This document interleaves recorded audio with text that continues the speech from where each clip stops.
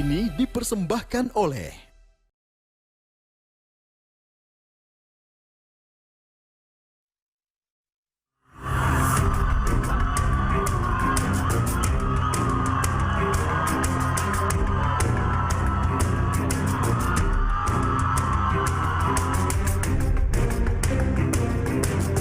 di RW-RW kita akan memberikan dana 200 juta per tahun buat RW.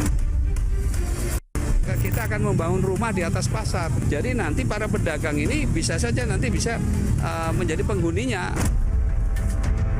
Ini adalah momentum kita untuk membebaskan rakyat Jakarta dan memberikan rasa aman. Kalau semua sudah tadi terkoneksi dengan internet, apapun bisa dilakukan dari rumah, ini juga bisa mengurangi kemacetan.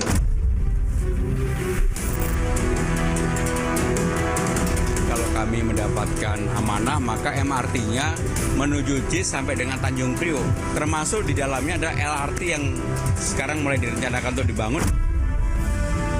Nggak perlu deh ijazah yang namanya, ya maaf, PSU kan cuma tukang sapu jalan, bersihin got, ngapain pakai ijazah berat-berat apa sih? Jadi nggak usah ribet.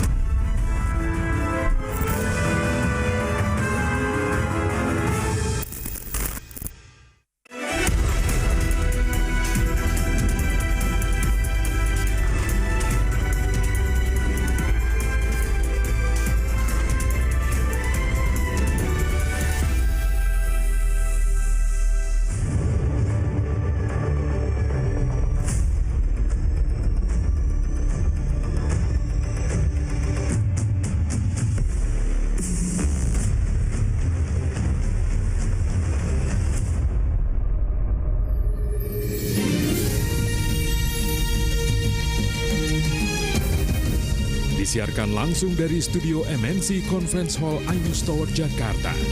Inilah Rakyat Bersuara bersama Aiman Wicaksono.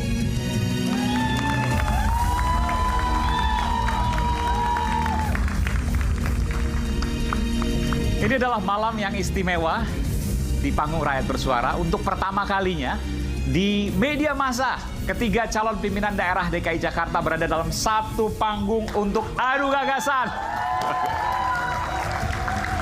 Kita akan dengarkan nanti gagasan mereka di panggung Rakyat Bersuara dan para panelis yang siap bertanya tajam ada di hadapan saya nih. Akan nanti kemudian menghujam kepada para calon wakil gubernur DKI Jakarta. Saya Aiman Wicaksono, inilah Rakyat Bersuara.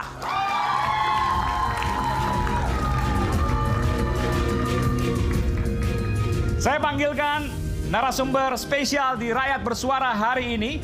Saya undang ke panggung Rakyat Bersuara calon wakil gubernur DKI Jakarta nomor urut 1, Pak Suswono.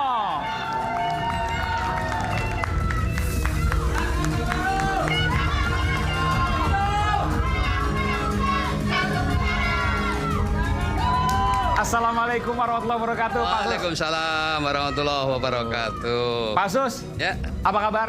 baik. Sehat selalu? Sehat, alhamdulillah. Saya ingat Pak Sus waktu jadi menteri, Kenapa? Mentan. Kenapa? Ya, luar biasa. Sekarang bukan turun gunung nih Pak ya? Oh, enggak. Pengabdian itu di mana saja. Tidak, jabatan itu bukan kehormatan, tapi amanah yang untuk menjalankan amanah itu untuk kepentingan rakyat banyak. Oke. Tapi yang viral ada satu hal Pak. Nah, Ini penting nih, catat nih buat semuanya. 200 juta rupiah buat setiap RW. Betul nggak Pak? ya betul. Itu Waduh. sudah menjadi komitmen kami. Saya lihat di komentar-komentar banyak tuh Pak di netizen. Nah, gimana? Duitnya dari mana? Oh, APBD DKI itu besar sekali, Pak Oke. Iman. Jumlah RW berapa Pak? Misalnya? RW 2.700-an kan. Oke, kalau dikali 200 juta Ya berarti kira-kira 600 miliaran lah begitu. 600 miliar? Iya. Nggak nyampe 1 triliun? Nggak ada. Kecil buat Jakarta. Kecil. Oke. Oh, 600 miliar ya? Ya. Jakarta sekitar 82 triliun. 80-an lah ya? Ya, sekitar 80 lah. 80-an triliun. Oke. Mungkin kalau kita bisa mengkolek lebih baik lagi, bisa saya kira nyampe 100 triliun. Jadi buat netizen yang bertanya duitnya dari mana? Kecil 600 miliar karena 80 triliun. Kalau buat RW 200 juta 200 bisa. juta. Tapi Ya. untuk apa Pak kira-kira bayangannya RW 200 juta setahun? Bisa Ya, apa tuh? kita kan salah satu dari upaya untuk desentralisasi agar RW-RW tersebut itu bisa menyelesaikan persoalan di RW-nya sendiri. Oke. Dengan kita stimulan 200 juta per tahun. Artinya dalam 5 tahun berarti kan 1 M. Oke. Ya. Jadi nanti prioritas mana dulu gitu. Misalnya di situ daerah banjir. Untuk apa tuh, Pak? Ya misalnya banjir kan. Banjir. Nah, nanti gimana mengatasi banjir ini di RW ini supaya paling tidak tahun ini bebas banjir. Oke. Seperti itu. Nanti setelah selesai bisa saja untuk urusan ekonomi. Bagaimana pemberdayaan ekonomi di RW itu, ya. Intinya nanti RW sendiri yang berembuk. Berunding dengan kelompok-kelompok masyarakat yang ada di situ, dan nanti kalau ada perlu bantuan konsultasi, Ya. di setiap kecamatan ada arsitek. Oke. Yang nanti dia bisa memberikan saran-saran masuk. Jadi tiap kecamatan ada arsitek. Satu arsitek. Bukan membangun rumah warga satu persatu ya? Oh tidak. Nanti ada pembenahan rumah kumuh dan sebagainya itu nanti ada Oke. lagi sendiri. Pak, tapi baik, ada yang bilang 200 juta satu RW Ya. tahun. Ya. Itu jangan-jangan bagian dari politik uang. Gimana Bapak menjawab pertanyaan itu? Ya tentu tidak, dengan sendirinya kan nanti ada DPRD yang tentu akan mengkajinya kan. Nah, akan menyetujui kan gagasan-gagasan bagus yang saya kira tidak ada salahnya kita mencoba ya. Baik. Untuk bagaimana supaya RW itu berdaya begitu. Baik. Kita berikan tepuk tangan untuk calon Wakil Gubernur DKI Jakarta nomor urut 1. Saya sebutnya apa? Pak atau Bang Suswono? Ya Pak Sus, saya juga biasa dipanggil Mas Sus. Mas Sus. Nah mungkin Nanti kurang Jakarta Pak kalau ya, Mas Sus. ya sebetulnya. Atau banyak orang Jawa juga di Jakarta gitu. Oh banyak 35% kan orang. Oke, jadi PD pakai Mas Sus. Ya. Mas Sus sama Tapi Kang biasanya Emil. kalau di di Instagram gitu banyak Pak Suswono. Pak Sus, baik. Kita berikan tepuk tangan sekali lagi untuk Pak Suswono. Silakan Pak. Ya, makasih Pak Sulaiman. Kemudian hadir pula calon Wakil Gubernur DKI Jakarta nomor urut 2, Bang Kun Wardana. Bang Kun apa kabar? Oh, udah megang ini. Ini mic, tapi mic buat itu. Tapi nggak apa-apa nanti kan, nggak apa-apa biarin. Aman di sini. Aman. Ya. Bisa. Nggak apa-apa, Bang Kun? Oke, masuk sudah. Bang Kun, ini kalau saya lihat juga, saya kan riset gitu ya, netizen segala macam. Bang Kun ini tiba-tiba muncul dari mana sih? Apa dari planet yang mana gitu kan? Tiba-tiba muncul Kun Wardana. Siapa sih? Boleh nggak kenalin? Oh iya. Ya, perkenalkan, nama saya Kun Wardana. Dulu saya dipanggil Kun Payakun. Wah, serius nih? Iya, makanya menjadi tagline kami Kun Payakun, dan saya ketemu dengan Dharma Pongrekun. Oh. Jadi ada kesamaan nama. Kun Jadi dan jodoh nih Kun sama Kun ya? Iya. Oke. Saya lahir dan besar di Jakarta. Di daerah mana tuh? Saya lahir di Budi Kemuliaan di Jakarta Pusat. Oke. Ya. Wah, anak elit nih. Ya, anak Petojo dulu namanya. Petojo ya, Petojo. oke. Kemudian saya sekarang di Jakarta Selatan. Dan dulu saya kuliah 12 tahun. Oke. Kemudian saya masuk, Kuliah 12 tahun, kuliah apa nih 12 tahun? ya, saya dulu ambil teknik elektro. Teknik elektro 12 Ya, tahun? 12 tahun. S1, sarjana? Enggak, maksudnya kuliahnya mulai 12 tahun. Oh, bentar. Ya. Mulai kuliah umur 12 tahun? Betul. Orang-orang 12 tahun tuh kelas 6 SD atau minimal kelas 7 atau kelas 1 SMP? Bentar. Kok bisa? Gimana? Ya. Jadi SD saya 2 tahun, SMP saya 2 tahun, SMA saya 2 tahun. Saya memang senang dengan lompat-lompat. Makanya saya ingin Jakarta bisa melompat di dalam menjadi kota global. Bentar. Itu ijazah resmi kan? Resmi. SD 2 tahun, SMP 2 tahun, SMA 2 tahun. SD boleh sebutnya SD mana? SD Negeri 06 pagi di Jalan Sangihe di Cideng. Cideng, oke. Ya. SMP saya SMP 60, kemudian saya pindah ke SMP Trunajaya, kemudian SMA saya SMA 3. SMA 3 Setiabudi. Ya, betul. Oke. 2 tahun juga? 2 tahun juga. Saya yakin Prof. Ikra juga nggak sampai secepat itu tuh 12 tahun kuliah. Baik. Kalau saya dengarkan Kun dengan Kun gitu ya. Ya, betul. Dharma Pongrekun dengan Kun Wardana. Jakarta aman, selamatkan jiwa. Ada banyak. Maksudnya apa sih? Gitu. Ya. Jadi kata aman ini menjadi suatu hal yang sangat penting. Oke. Dan aman itu bisa terjadi kalau masyarakatnya memiliki adab. Adab itu bisa terjadi kalau perut para warga Jakarta bisa kenyang, dompet isi, dan juga memiliki jiwa dan budaya gotong royong. Seperti itu. Jadi perut kenyang, perut cukup lah ya, dompet berisi, dan memiliki budaya gotong royong. Dompet berisi tapi isi kartu doang gitu. Isinya isi apa nih? Wah, isi yang bisa membawa kesejahteraan. Caranya. Nah, caranya bagaimana bisa dompet deh, gimana caranya? Ini paling penting nih dompet nih. Jadi semua warga itu harus bisa bekerja. Nah, bagaimana bisa bekerja? Sekarang kan kita dalam era digital. Makanya yang terpenting kita memiliki infrastruktur digital untuk menjamin kesetaraan. Semua memiliki kesempatan yang sama di dalam bekerja, berusaha, maupun juga di dalam melakukan hal-hal yang sifatnya kreativitas. Oke, jadi bayangkan begini, kalau orang melek internet, kurang lebih gitu ya, maka mereka sangat besar peluangnya untuk mendapat pekerjaan. Betul, ya. Kita akan berikan internet pol ke semua rumah di Jakarta. Internet pol itu maksudnya apa tuh? Internet dengan kecepatan minimal 100 Mbps. 100 Mbps? Ya. Tapi harganya mahal nggak? Nah, gratis. Wih, serius nih? Gratis. Seluruh warga Jakarta gratis? Gratis. Serius? Semua warga. Biayanya berapa? Nah, kita akan bekerja sama dengan semua pemangku kepentingan. Tidak ada yang dirugikan. Semua akan mendapatkan benefit dari program ini, khususnya masyarakat, dan masyarakat akan lebih produktif, ya. Tadi lebih memiliki kesejahteraan, ya, dan bagi Pemda DKI ini menyebabkan peningkatkan PAD, ya, penerimaan. Artinya kan subsidi dong nih. Kita sudah hitung, ya, sebetulnya tanpa subsidi pun juga bisa. Gimana caranya? Misalnya gini, enggak, ini penting nih.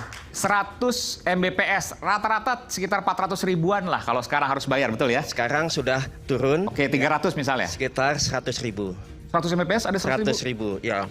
Domain mana, ISP mana tuh? Ya, ini kan kita bicara cost base. Ya. Oke, cost. Cost base, ya. Mau juga saya langganan soalnya kalau 100 ribu dapat 100 Mbps. Ya. Oke, costnya segitu? Cost base-nya. 100 ribu dikali warga Jakarta berapa? 11 juta? Sekitar, rumah tuh sekitar 2,7 juta. Oh, 2,7. Jadi berapa? Hitung-hitungan berapa tuh? 2,7 juta dikali 100 ribu. Berapa?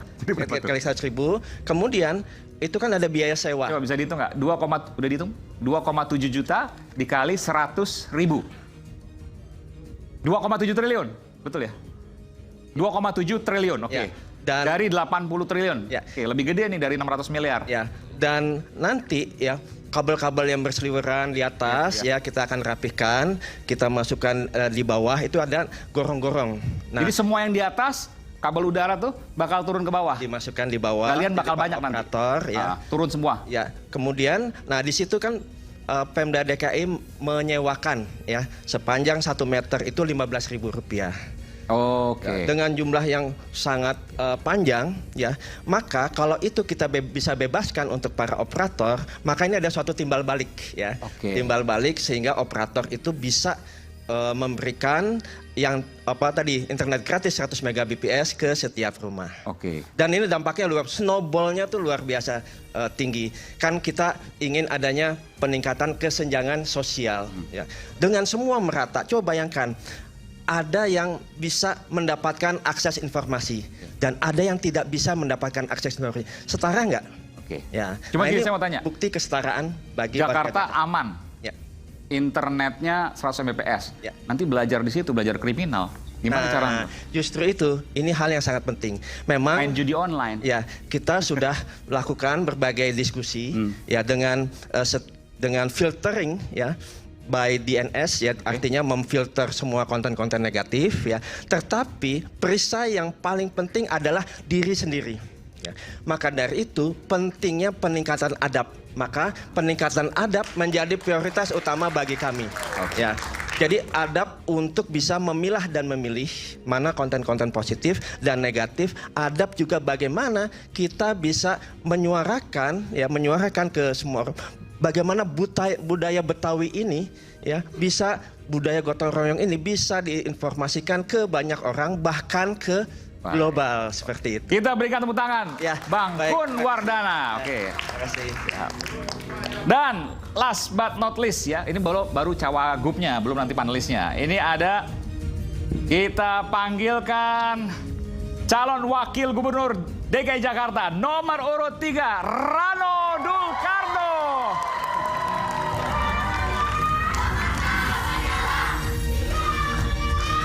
Assalamualaikum Bang Dul. Waalaikumsalam, Aiman. Kita kalau kayak gini, kita bawanya pengen gini aja nih. Assalamualaikum. Hai, Abang None. Abang None. Gimana Bang Dul? Alhamdulillah, Man. Jadi namanya udah berubah nih, Rano Karno Sidul. Siap. Rano Karno Sidul, nanti Betul. kertas suara begitu. Rano Karno Sidul. Udah ke pengadilan segala macam. Udah beres. Serius tuh? Serius. Oh pakai dul kenapa? Nggak pede amat? Nggak pakai. Bukan, karena 51% gengsi, dia nggak tahu Sidul. Oh oke. Dia tahu Rano Karno, dia nggak tahu Sidul. Oh. Sekarang kita kasih tahu siapa sih Sidul. Wah, begitu dia tahu, oh pantes kita 31%. Jadi maksudnya sebelumnya 28, sekarang 31. Ya. Naiknya cepat. Alhamdulillah. Karena apa tuh kira-kira? Karena masyarakat Jakarta bergerak. Itu yang membuat kita optimis bahwa mudah-mudahan nanti ya 2 minggu lagi akan lebih meningkat lagi. 2 minggu lagi yang meningkat lagi. Ya. Kalau tadi ada 200 juta RW, ada internet 100 Mbps gratis. Ya. Pasangan Pram Rano, apa kira nih? Pramdul, kira-kira apa nih? Banyak sebetulnya. Kita akan pasang CCTV di setiap RT RW. CCTV, Ya, untuk keamanan ya? Untuk keamanan. Oke. Keamanan. Gratis dong? Semua gratis. Dan tentu kalau ada CCTV pasti akan ada WiFi kan? Ya. Itu juga akan menjadi gratis. Oh jadi internet gratis untuk warga? Betul. Plus keamanan gratis? Betul. Oke. Kemudian tentu saja yang akan kita latih adalah para hansip lah. Ya. Ya supaya mereka bisa bagaimana menjadi monitoring. Supaya apa? Cepet. Jadi gini, mungkin di Jakarta ini nggak punya 911. Oke. Nggak ada 911. Ya. Jadi kalau ada kecelakaan, ada apa, kita pasti mesti ke ini kan. Nggak terlalu tersosialisasikan. Ya. Kepolisian punya. Cuman kalau kita tanya masyarakat, bagaimana kalau menghadapi kecelakaan? Ya. Bingung kita nomornya berapa. Oh ini terintegrasi? Terintegrasi. Misalnya, Jadi kecelakaan, kebakaran, keamanan. Betul. 3 nomor telepon nanti ya? Betul. Apa nomornya? Udah dipikir? Belum lah, tentu belum. Jadi ada di situ nanti, bahkan mereka akan memberikan assistance. Iya, asistensi. pasti, betul. Kita akan berikan mereka ya bimbingan teknis kan, karena ini mereka mengoperate sistem yang baru. Sebetulnya mereka bisa dengan HP, Ya. cuman tentu saja HP-nya juga kita harus upgrade agar dia bisa memonitoring sekian besar wilayah. Jadi keamanan, kenyamanan nomor 1. Nomor 1.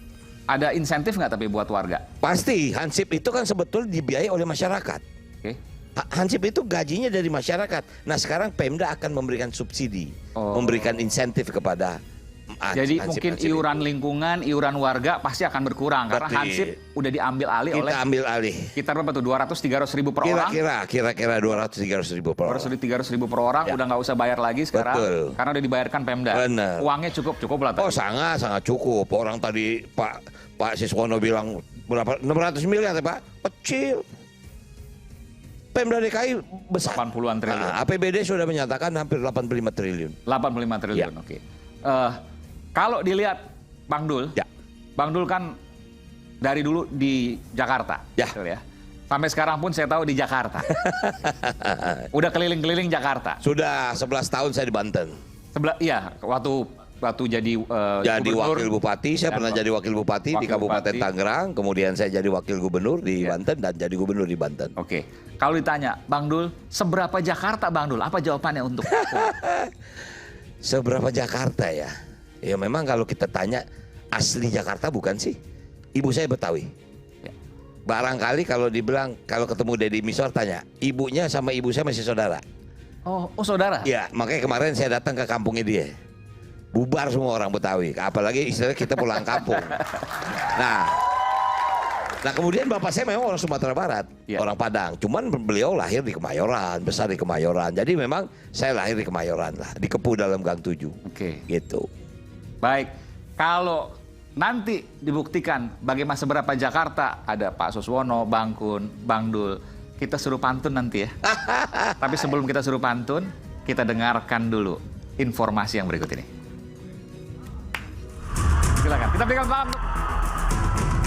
Pilkada Jakarta 2024 menjadi sorotan berjuta pasang mata meski menuju bukan lagi ibu kota negara. Roda perekonomian dan pemerintahan berpusat dan bergerak di Jakarta. Di masa kampanye pilkada, 3 pasangan calon gubernur Jakarta dan wakilnya sibuk menyapa dan menyerap aspirasi warga. Pasangan calon nomor urut 1 Ridwan Kamil dan Suswono berjanji menaikkan gaji RT RW serta revitalisasi pasar. Di RW-RW kita akan memberikan dana 200 juta per tahun buat RW, kemudian insentif atau gaji RT RW kita naikkan setinggi-tingginya. Kita akan membangun rumah di atas pasar. Dalam konteks revitalisasi nanti, tadi sekaligus juga untuk pasar modern tadi. Jadi nanti para pedagang ini bisa saja nanti bisa menjadi penghuninya. Paslon jalur independen nomor urut 2 Dharma Pongrekun Kunwardana berjanji akan menciptakan Jakarta yang lebih aman serta janjikan internet gratis dengan kecepatan tinggi di setiap rumah warga. Ini adalah momentum kita untuk membebaskan rakyat Jakarta dan memberikan rasa aman, didahului dengan membangun fondasi adab. Kalau semua sudah tadi terkoneksi dengan internet, apapun bisa dilakukan dari rumah, ini juga bisa mengurangi kemacetan. Paslon nomor urut 3 Pramono Rano menyatakan akan membangun jalur MRT ke Jakarta International Stadium menuju Tanjung Priok serta memperluas lapangan kerja untuk masyarakat yang tidak mempunyai ijazah. Kalau kami mendapatkan amanah, maka MRT-nya menuju JIS sampai dengan Tanjung Priok. Termasuk di dalamnya ada LRT yang sekarang mulai direncanakan untuk dibangun. Dan kalau memang masih terlalu lama, KRL dari kota ke Ancol, dari Ancol ke JIS, JIS ke Tanjung Priok. Sekarang ini kan baru setiap 30 menit, harusnya dipercepat. Kita ngelihat kakek kita, bapak kita umur 60-70 masih juga nyapu jalan. Nggak manusiawi, maksudnya itu gitu. Jadi intinya nggak perlu deh ijazah yang namanya, ya maaf, PES kan cuma tukang sapu jalan, bersihin got, ngapain pakai ijazah berat-berat amat sih. Jadi nggak usah ribet. Dari ketiga pasang calon gubernur dan wakil gubernur Jakarta, gagasan dan program kerja siapakah yang paling realistis dan dibutuhkan Jakarta serta warganya? Isu hangat kadang bikin penat, apalagi kalau kita tidak bisa mencerna dengan cermat. Jangan lupa secangkir kopi hangat yang nikmat untuk menemani kebersamaan dalam program Rakyat Bersuara bersama saya Aiman Wicaksono. Kami akan segera kembali saat lagi.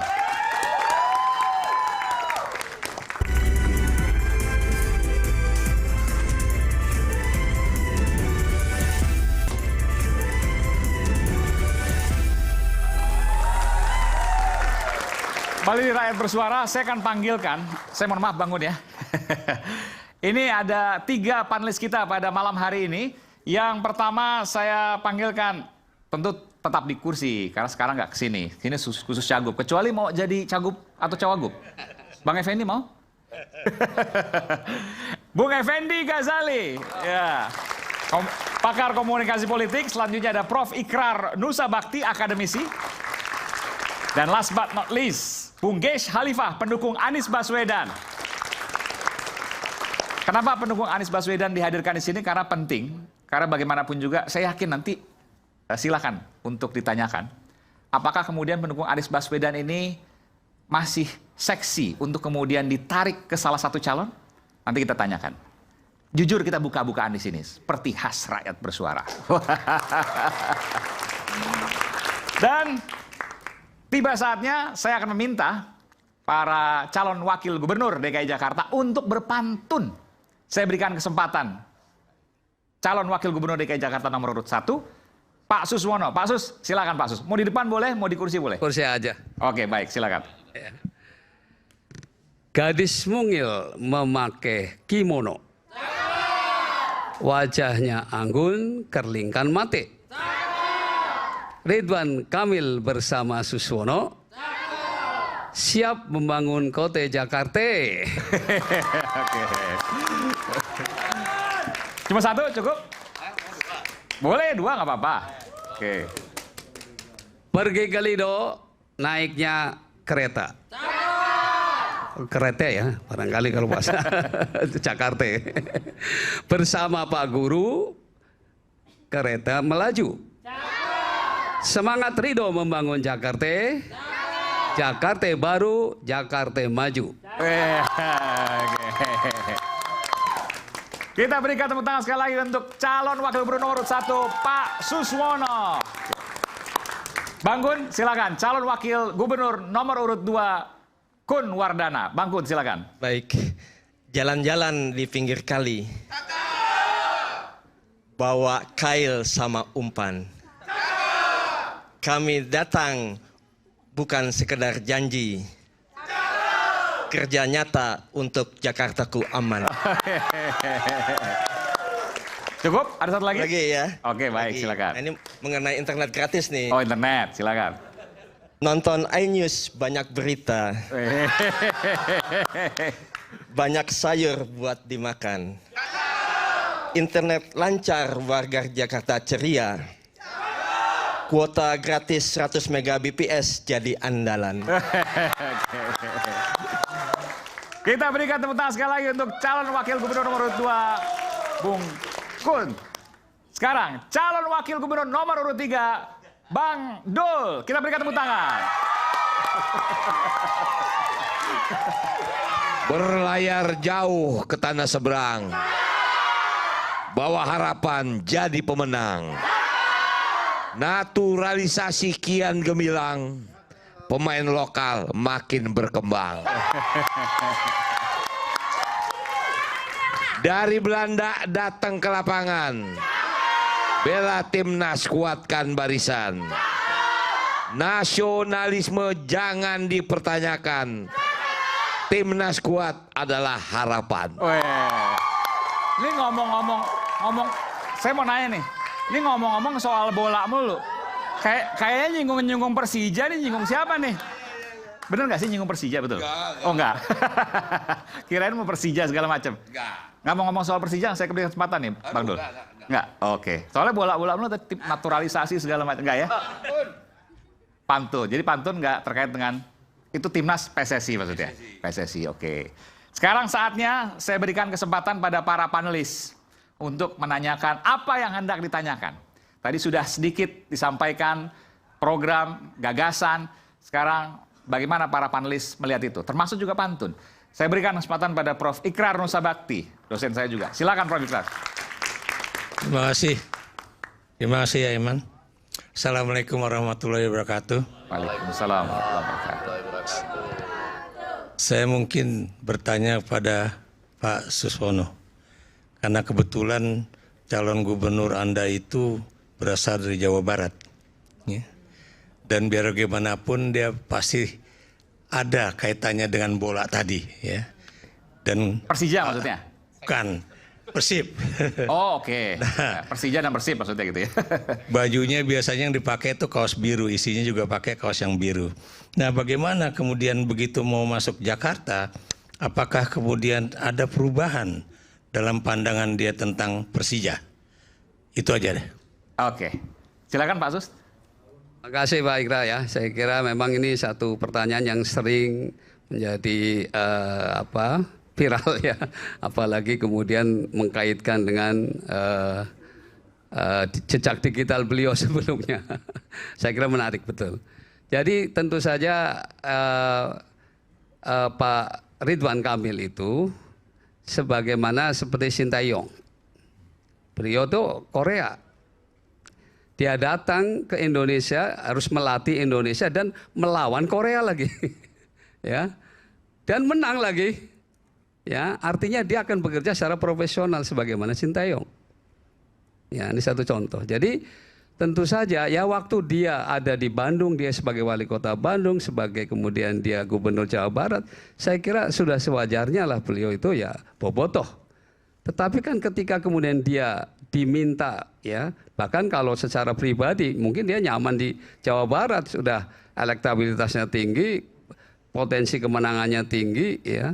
Tetapi ini karena ada permintaan dari presiden terpilih, tolong bantu untuk bagaimana membenahi terutama perumahan yang kumuh ini. Pak Prabowo maksudnya ya? Ya, maksudnya Pak Prabowo, presiden terpilih kan ya. Di Pak Prabowo. Akhirnya dia ditambah dengan restu ibu untuk bisa datang ke Jakarta, dengan mantap akhirnya dia datang ke sini. Tapi memang waktu itu minta syarat, saya boleh ke Jakarta dan siap membangun Jakarta, tetapi wakilnya dari PKS. Ya. Jadi ini memang permintaan beliau. Nah, dan beliau sebetulnya bukan orang asing di Jakarta. Karya-karya beliau itu sudah banyak di Jakarta. Ya, hotel-hotel, kemudian juga apa namanya, ya patung-patung yang seperti di Kemayoran itu adalah karya beliau. Ya. Jadi kemudian dia sudah menjadi penasihat gubernur itu sejak Pak Sutioso, berlanjut ke gubernur sesudahnya Pak Foke dan seterusnya. Jadi artinya beliau karya-karya beliau di Jakarta itu jejaknya ada, ya. Jadi bukan asing untuk Jakarta. Oleh karena itu terkait dengan persoalan Persija ini, ya tentu saja sekarang pun kita sudah mulai berkomunikasi tentu saja dengan tokoh-tokohnya, dan setelah berkomunikasi nampaknya mulai cair kok. Ya, ini kan sebetulnya media ada yang memang sengaja memviralkan, sengaja untuk memojokkan beliau ya dengan jejak digital yang lama itu. Tapi dia sudah mengatakan bahwa dia pun sudah minta maaf terkait dengan ya waktu dia masih muda. Tentu sekarang dengan bertambahnya usia, ya kearifan itu juga tentu saja muncul. Dan dia sudah selalu mengatakan bahwa dia akan bekerja secara profesional. Dan tentu ketika nanti dia jadi gubernur Jakarta, dengan sendirinya pastilah dia akan membela habis-habisan Persija agar membanggakan lagi Jakarta. Begitu Mas, Pak. Ada pertanyaan lagi mungkin? Prof, silakan kalau pindah nggak? Boleh silakan. Nih buat calon gubernurnya aja boleh pindah, masa panelis nggak boleh pindah? Boleh dong. Bang Dul, ya. Anda tahu Ya, Bang. Undang-undang DKJ Ya. itu cepat-cepat diresmikan. Ya.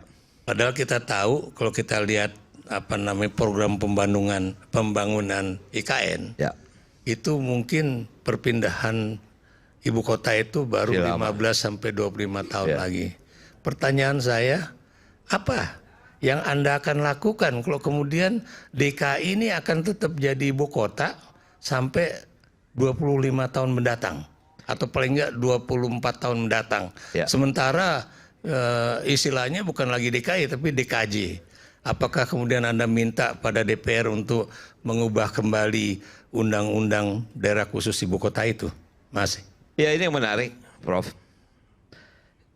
Kami tahu Undang-Undang Nomor 2 Tahun 2024 tentang DKJ. Dan kami juga tahu bahwa IKN belum tertandatangankan. Artinya ibu kota ada di mana kan itu. Cuman tentu saja pilkada DKJ akan terjadi. Nah itu biarkan saja pemerintah pusat dan kita mempersiapkan DKJ. Itulah salah satu kenapa kami ditugaskan dan kenapa mungkin Pramono Anung yang ditugaskan. Karena kita mempersiapkan itu. Pasti kita berhitung, saya minta maaf Prof, saya pernah di Komisi 10. Saya sangat tahu bagaimana tidak akan mungkin dalam waktu dekat IKN akan berpindah. Pasti memerlukan waktu transisi 5 tahun. Inilah yang sedang kami siapkan. Nah jadi artinya setelah DKI harus melakukan pilkada dan akan ada terjadi siapapun gubernurnya, dia harus menjalankan DKJ ini. Yang pada dasarnya dia bukan ibu kota lagi. Walaupun istilahnya keputusan presiden ini belum tertandatangani. Tapi artinya kita nggak bisa menunggu, kita harus mempersiapkan ini. Karena Undang-Undang Nomor 2 menyatakan Jakarta adalah kota ekonomi nasional dan kota global. Itu yang harus kita siapkan. Mungkin itu jawabannya, Prof. Oke. Cukup, Prof. Oke. Bung Effendi. Terima kasih, Aiman. Ke Bang Kun jangan lupa. Iya, semua. Kita ke semua dong. Pertama-tama terima kasih. Ini acara jadi menarik mudah-mudahan. Terutama karena kalau sudah sampai di debat betulan nanti, itu panelisnya cuma nyampein pertanyaan dalam gulungan. Iya. Ya lalu digulung-gulung, diundi, diambil gitu ya. Kalau ini bebas. Ya. Ini bebas, mau nanya apa aja bebas. Ini bebas. Termasuk nanti panelis juga mau nanya bebas. Ini kesempatan lah ya untuk kita saling bebas. Pendukung, mohon maaf, pendukung mau nanya nanti saya berikan kesempatan. Oh malah boleh antar pendukung ya. Jadi daripada gulungan kertas yang saling dibacain gitu, kemudian paling dibacakan dari gulungan itu. Dan kita tahu bahwa DKI Jakarta ini sebetulnya kalau kita sama-sama belajar ya, dulu Prof Ikra juga mengajar juga di UI itu sebetulnya kan kuadran psikologisnya itu sudah kebaca itu, ya.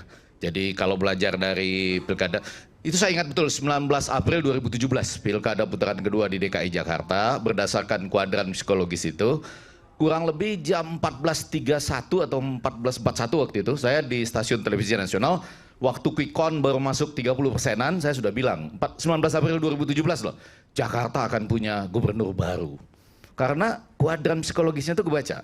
Yang pertama itu pesona dari calon gubernur dan calon wakil gubernurnya. Kemudian pada saat yang sama beriringan antara kerja mesin partai dengan pengaruh tokoh-tokoh ulama. Lalu pada bagian bawahnya itu, pada waktu itu 2017, relawan ditambah dengan Jackmania 2017. Saya nggak tahu ya bagaimana tadi pertanyaan pertama sudah mengalir. Nah sekarang saya tentu mau coba yang pertama ini agak lebih membumi. Yaitu, tadi kita kesini sama-sama kena macet nggak? Betul ya? Hei, kena macet kan? Ya, kena macet semua ya. Ketiga calon wakil gubernur kena macet kan? Betul kena macet ya? Saya boleh tanya dong dari yang kedua dulu gitu ya.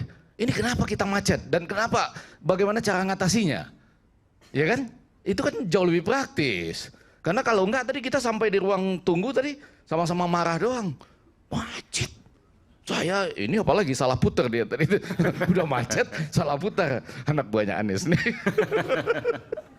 Sahabat ya. Oh sahabat kita sahabat ya nggak boleh ya. Boleh mulai dari dulu nomor 2 dulu. Silakan Bang. Macet malam ini karena apa dan bagaimana ngatasinya gitu? Iya. Tadi kalau di awal kita menyampaikan mengenai infrastruktur digital ya. Kalau kita bisa bekerja kemudian berusaha, belajar, kreativitas, dan juga bahkan juga berwisata ya bisa dari rumah ya. Kenapa juga kita melakukan mobilitas misalnya yang tidak efektif ya atau tidak efisien sehingga ini bisa mengurangi kemacetan lalu lintas. Bentar. Ya. Maksudnya memaksimalkan work from home. Ya, jadi bukan hanya work from home, tetapi semua sektor kehidupan. Maksudnya gimana? Kalau malam ini aja. Malam ini, ya memang kita informasi apa yang Cawagup dapat nih? Kenapa kita macet? Kenapa lama sekali kita sampai di sini? Bukan Polantas soalnya Bang, nggak tahu dong. Ya. Enggak, ini sudah bahkan mereka sudah dikawal loh sampai sini kan? Yang kita yang nggak dikawal lebih parah lagi, ya kan? Kasihan loh, warga Jakarta yang nonton di luar city, di luar acara ini. Kemana-mana nggak dikawal gitu. Boleh lewat ya. Kun bilang kita lebih banyak mengandalkan digital, mungkin lebih banyak bekerja tidak rame-rame lah ke jalan gitu ya. Izin Pak Suswono, Cawagup kita. Ya tentu memang kita perlu mendorong ya untuk meningkatkan penggunaan transport publik ya. Ya ini kan sebetulnya macet karena banyak kan jumlah kendaraan yang kebetulan berada di tempat yang sama, yang apalagi ya ada ganjil genap ya. Nah makanya salah satunya dengan meningkatkan tadi, mendorong untuk penggunaan transport publik, persoalannya apakah kelas menengah ke atas mau pindah ke transportasi publik? Ini kan pertanyaannya. Nah oleh karena itu ya tentu memang kita harus meningkatkan ya layanan integrasi antar moda transport yang lebih baik lagi sehingga dia memang ya seperti saya dulu waktu ya dari Bogor itu nanti saya pakai KRL karena sudah pasti. Bentar, Pak Suswono sempat pakai KRL? Oh iya. Oh yang benar. Yang benar, setelah menteri pun saya masih pakai karena setelah menteri pun saya. Oh setelah menteri, pas menteri kan enggak kan? Ya Indra, waktu zaman saya menteri memang lancar Jakarta. Tapi setelah saya berhenti menteri, macet lagi gitu.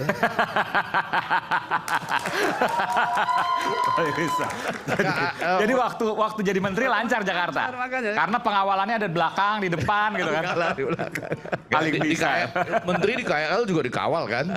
Iya. Jadi waktu jadi menteri lancar Jakarta. Tapi jawaban awalnya tadi itu agak kurang memuaskan saya. Nanti saya belum selesai kan? Oh belum selesai. Karena tadi kalau misalnya dibilang macet karena banyak kendaraan pada tempat yang sama, ya itu memang definisi macet begitu. Ya jadi tadi ya, jadi memang kita harus meningkatkan tadi ya tentu saja meningkatkan jumlah armada untuk ya transportasi publik itu ya harus ditambah memang supaya yang nyaman. Ini kan orang kelas menengah ke atas kan dia segan untuk masuk. Supaya lebih enak aja, saya biar bisa naik kendaraan publik yang nyaman dari rumah saya dengan begini aja. Kebetulan kan kadang-kadang harus begini kan, karena mau ke iNews buat live harus begini gitu ya. Itu enaknya nyamannya pakai apa saya, Pak Sus? Ya, selanjutnya ini nanti saya naik begini ke Transjakarta, ya, sampai di mana turun lalu nyambung gitu. Ya, kayak feedernya atau sambungannya begini juga nggak masalah gitu. Ya nggak masalah. Oh, akan tercapai itu ya pada waktu Pak Sus jadi wagub nanti. Iya, kita memang sudah bertekad itu, Pak. Begitu kan? Kalau kita bisa naik di Transjakarta. Tapi sekarang di MRT udah banyak, Bung Effendi. Iya. Cuma sekarang MRT-nya apakah merata atau tidak itu pertanyaan. Nah, itu dia makanya nyambungnya sesudah MRT juga kan. Iya, jadi memperbanyak tadi moda transportasi publiknya. Yang kedua jarak diperpanjang. Jadi dari Banten ke Bekasi, ya, kemudian juga dari Bogor langsung Jakarta. Sehingga nanti tidak lagi banyak orang juga berhenti sesuai dengan tujuan masing-masing. Harga beda nggak apa-apa, Pak Sus? Ada koneksi. Harga agak tinggi sedikit nggak apa-apa. Seperti sekarang kalau bicara KRL kan dengan MRT beda harganya. Ya, nggak ada masalah. Ya, nggak ada. Sebetulnya kalau untuk kelas menengah ke atas kan tidak ada masalah. Karena daripada dia memakai mobil pribadi. Ya seperti yang saya katakan, saya mobil pribadi dari Bogor, misalnya naik pakai kendaraan sudah jelas bermacet ria. Sementara naik KRL dengan cuma 5.000, 6.000 sudah sampai saya ke Tebet.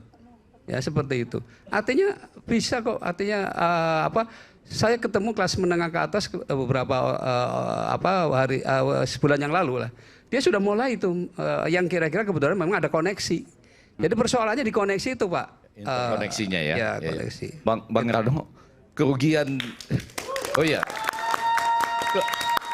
Kerugian katanya karena kemacetan itu sekitar 100 triliun loh. Dibagi dua ya, kerugian secara langsung maupun kerugian karena waktu kita yang terbuang dan potensinya gitu ya. Padahal lebih dari APBD DKI itu. 85 triliun cuma APBD-nya gitu ya. Saya dengar juga ada gagasan menggratiskan sebagian MRT gitu ya. Oke. Gimana? Bang, kalau mendengar pertanyaan Abang, malam ini macet. Bukan sehari-hari macet, malam ini. Oh enggak sehari-hari ya. Enggak, artinya tadi kan Abang malam ini. Yang malam ini kenapa? Betul. Jakarta ini memang spesifik macetnya bisa kita hitung. Pagi dan sore. Pagi pasti macet. Sore pulang kerja pasti macet. Nah yang di tengah ini kosong. Nah kalau hari ini tadi Abang tanya kenapa macet? Tadi saya juga tanya kenapa bisa macet? Oh katanya habis pelantikan DPR RI. Oke. Apa benar macetnya di sini karena ada pelantikan itu? Nah jadi pertanyaan saya, ini yang sedang kita berusaha urai. Bahwa Jakarta ini sangat spesifik. Dia kalau pagi 14 juta penghuninya, kalau malam 9 juta penghuninya. Nah, jadi 5 juta ini mendatang dari Bogor, dari Tangerang, dari Bekasi segala macam, masuklah ke Jakarta. Bang Fendi tinggal di mana? Jakarta Timur. Nah, Jakarta Timur masuk ke sini lewat berapa perapatan? Kira-kira? Belum sempat saya hitung, tapi mulai besok saya hitung ya. Artinya pasti traffic ini bisa kita antisipasi. Saya sendiri tadi jujur saya ketakutan. Sampai nggak saya ke studio ini? Karena saya sendiri udah pakai patwal juga kena macet. Tapi kata pertama paling duluan. Saya pertama nyampe duluan. Nah jadi artinya Bang, memang kita sangat sadar, Mas Pram sadar, macet di Jakarta itu bisa kita prediksi kalau nggak pagi dan sore. Nah siang ini kosong. Nah inilah yang kita sedang siasati. Bagaimana cara bisa memecah ini? Mungkin yang kami dengar adalah satu, MRT sedang dipanjangin sampai ke Tanjung Priok. Kalau kita lihat Harmoni Bang, itu sedang bekerja. Dan kemudian LRT juga sudah dilanjutkan. Makanya mudah-mudahan nanti LRT bisa sampai ke JIS. Kalau JIS LRT sampai sana, selesailah. Nah jadi artinya memang infrastruktur Jakarta tidak bisa bertambah secara alur. Yang kita bisa tambah adalah pada unitnya. Kami belum di DKI, tapi kami dengar Jakarta baru saja mendatangkan 500 unit busway baru dengan listrik. Itu informasi yang kami dengar. Nah jadi memang kalau pertanyaan Abang malam ini kenapa macet? Memang kalau Jakarta pagi dan sore pasti macet, apalagi sekarang ditambah katanya habis pelantikan DPR. Saya nggak tahu apa benar nggak tuh Bang Iman. Informasinya begitu. Begitu. Jadi informasi. kemana-mana, interlockingnya di mana-mana istilahnya. Iya. Tapi nggak ada yang mau nanya WFH mau diperbanyak. Kalau saya sih bukan dalam konteks WFH hanya mau diperbanyak, tapi lebih pada itu tadi, karena antisipasi kita kan tadi ada Tapi jam. bentar, saya mau tanya, kalau WFH diperbanyak Bang, kantin-kantin nggak kasihan ntar? Nah. Sepi. Ya. Gimana tuh? Jadi nanti kantin-kantin yang ada juga kita berikan akses pasar. Kan akses pasar kalau dalam dunia digital itu jauh melebihi pasar yang konvensional dia datang. Misalnya suatu toko yang rata-rata misalnya 100 orang pembeli secara konvensional, secara offline-nya. Tetapi kalau itu dia masuk digital, itu bisa jutaan orang melihat mereka dan itu menjadi tambahan penghasilan, tambahan Maksudnya order. online gitu? Online. Pesan online? Ya. Oke. Ya, Kan sudah ada ketergantungan. Ya. Itu tergantung dari pelayanan terhadap konsumen. Kalau dia sudah menjadi konsumen yang setia, tinggal online, tinggal kirim ke rumahnya masing-masing. Gitu. Kita berikan tepuk tangan untuk ketiga calon wakil gubernur DKI Jakarta. Sesaat lagi saya akan kembali tebak gambar. Apa itu tebak gambar sesaat lagi? Tetaplah bersama kami di Rakyat Bersuara.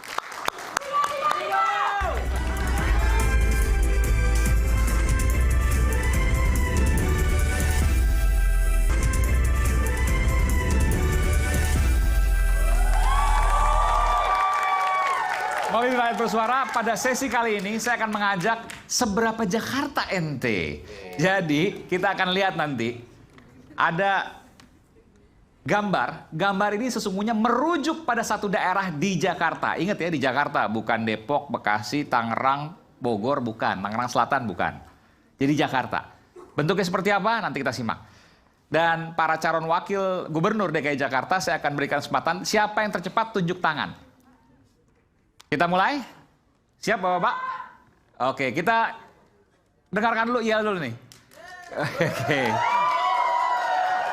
3, 2, 1. Oke. Jakarta menyerah.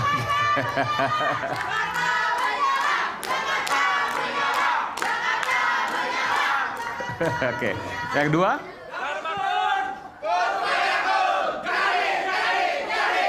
Oke. Nomor 1? Oke, kita berikan tepuk tangan untuk semuanya. Baik, kita akan mulai dengan gambar pertama. Apa gambarnya? Ini.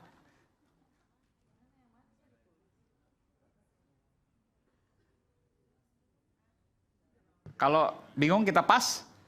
Pas. Oke, kita keluarkan dulu jawabannya apa? Apa jawabannya?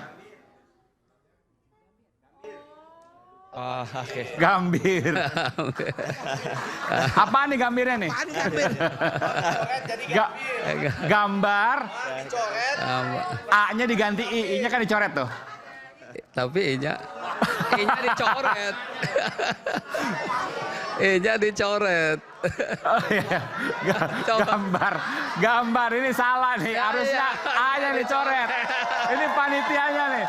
Produsernya yang salah nih. Salah. Oke lanjut. Kita pas. Kita masih ada gambar lagi. Ya A-nya yang dicoret bukan I-nya. Saya juga bingung tadi tuh. Oke lanjut. Oke lanjut. Gambar kedua. Nama daerah. Bang Dul? Nggak apa-apa, salah nggak apa-apa. Pasus, silakan. Tengsin. Tengsin, betul nggak Tengsin? Tengsin malu. Jawabannya adalah?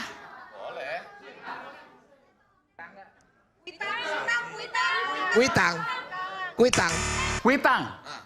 Oke, Kuitang. Tengsin salah. Kuitang? Salah. Waktunya habis. Kita buka. Kita buka, jawabannya adalah?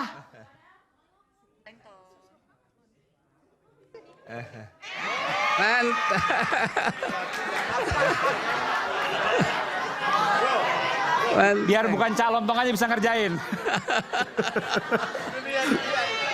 Ini mah kuis. Men sama Teng. Lontong. Terinspirasi dari calon tong. Oke, lanjut. Oke. Tidak tahu. M, ada M-nya tuh. Gampang nih, ayo. Blok M. Blok M, bener nggak Blok M? Ya, Ngeblok sama M.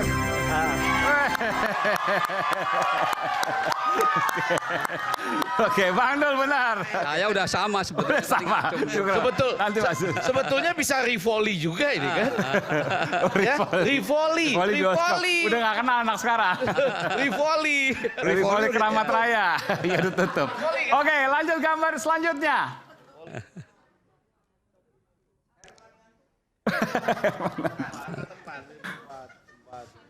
Untuk nama tempat di Jakarta. Apa kira-kira? Tuk apa ya? Bingung.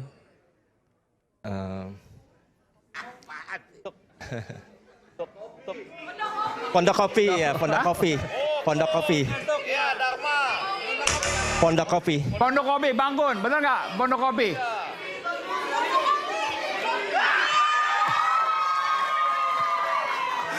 Penonton bener, biasa. Sleepy, oke. Suka-suka kita nggak apa-apa. Oke. Gambar selanjutnya.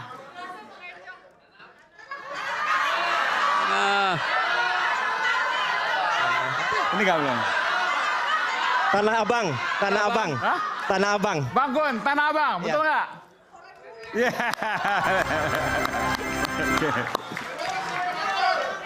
Aduh. Lanjut lagi. Apa nih?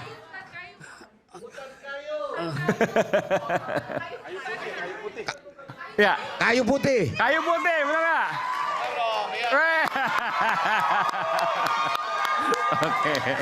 Oke. Pasal tadi. Lanjut. Lihat belakang aja nggak apa-apa. Lanjut. Bisa dilihat sini ya. Ini gampang nih. Duku atas. Oke, Bangun. Cepat, kalah cepat. Bangun, oke. Lanjut, kita pin 10 aja, 10. Duku atas, ini gampang ya. Ayo, Pasus. Apa? Cilandak, Pasus.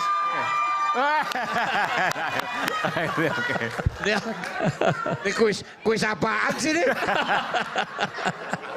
Lanjut lagi. Waduh. Jeruk, kebon jeruk. Kebon jeruk. Oke, kebon jeruk. Tiga-tiga bener nih.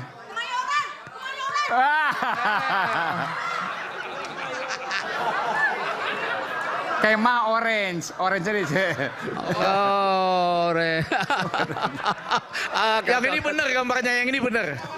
Yang gambir tadi salah, yang ini benar. Ya, ini benar. Oke. Ada lagi? Yang ini benar. Terakhir? Ada lagi? Habis. Kita berikan tepuk tangan dulu. Ya, kapan lagi bisa ngerjain calon wakil gubernur? Jadi nggak ada yang menang, nggak ada yang kalah. Ini hanya untuk icebreaker aja. Kita berikan tangan sekali lagi. Oke, kita akan lanjutkan nanti setelah kita melihat apa yang sesungguhnya terjadi di Jakarta. Seperti tadi macet ya. Belum ngomong soal banjir, Bung Effendi Ghazali. Belum bicara soal apa lagi? Banjir, macet, polusi,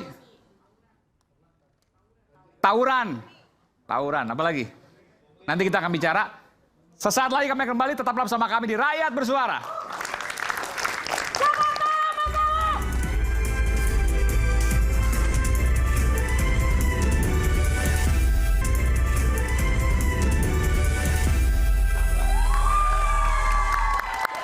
Kembali lagi di Rakyat Bersuara. Kali ini saya akan berikan kesempatan pada Bung Geis Halifah. Nanti setelah Bung Geis Halifah, saya juga akan berikan kesempatan pada para supporter yang ada di sini. Satu supporter akan menanyakan kepada dua calon yang lain. Tentu bukan calonnya, nanti setelah Bung Geis. Sekarang Bung Geis saya berikan kesempatan. Silakan Bung Geis. Saya boleh nanya satu persatu untuk ketiga calon? Boleh, harus adil. Satu persatu. Pertama kepada Pak Akun ya. Oke. Anda membawa slogan aman yang diawali dengan adab. Betul. Secara adab, bagaimana pertanggungjawaban Anda? Saya orangnya suka yang kritis-kritis saja. bagaimana pertanggungjawaban Anda ketika Anda mengambil KTP saya untuk pencalonan Anda? KTP saya yang Anda ambil. Saya punya buktinya kalau perlu bukti. Bagaimana itu bisa dikatakan aman, bagaimana itu bisa dikatakan adab? Silakan.